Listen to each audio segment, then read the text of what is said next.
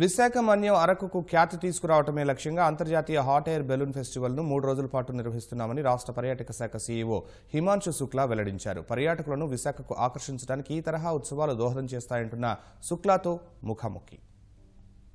అంతర్జాతీయ hot air balloon festival ప్రారంభమైంది. ఇటు అరకుకు వచ్చేటువంటి పర్యాటకులకు సరికొత్త అనుభూతిని కలిగిస్తుంది. దీనికి సంబంధించి ఈ అంతర్జాతీయ హాట్ ఎయిర్ బెలూన్ ఫెస్టివల్ పర్యాటకానికి ఏ విధంగా దోహదం చేయబోతుందని మనం తెలుసుకుందాం. AP tourism CEO Himanshu Shukla గారు ఉన్నారు. మరిన్ని వివరాలు ఆయన అడిగి తెలుసుకుందాం. సార్ నమస్తే సార్.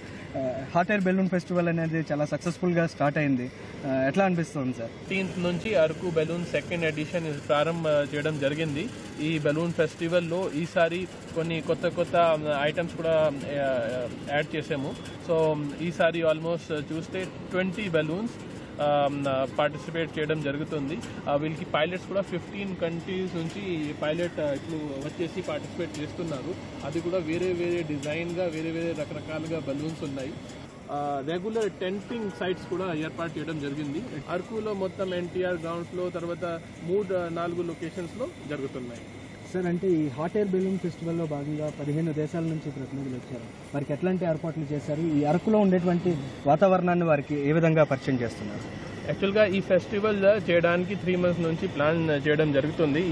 ఈ ఏరియాకి విజువల్స్ తీసుకుని అన్ని ఫేమస్ డ్రైవర్స్కి మనం పంపడం జరిగింది.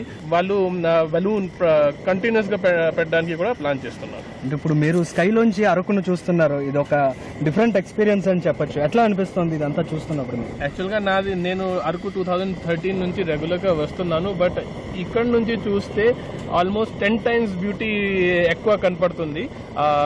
యాక్చువల్లీ చూస్తే ఓన్లీ ఫోటోగ్రాఫ్లో డ్రోన్ వీడియోలో చూసాము. ఇది సొంత చూస్తున్నాము. అదే చాలా సంతోషమైన విషయం. ఖచ్చితంగా అరకు చాలా బ్యూటిఫుల్ గా ఉంది.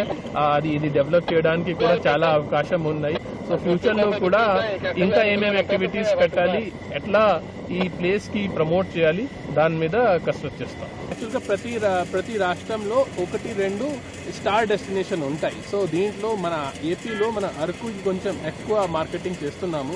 ఈ అరకు బెలూన్ సంబంధించిన చెప్తున్నాను, ఆల్మోస్ట్ 50 నేషనల్ మీడియా ఇది వచ్చేసి ఈ ఈవెంట్ కవర్ చేస్తున్నారు. తర్వాత టూరిస్ట్ నుంచి కూడా చాలా వీళ్ళు మనం కూడా ఎక్కాలి, అది ఇట్లాంటి వాళ్ళు ఎంక్వైరీస్ చేస్తున్నాము. మనకి కొన్ని రెస్ట్రిక్షన్స్ ఉన్నాయి. ఇప్పటి వరకు చాలా మంచి రెస్పాన్స్ వచ్చింది.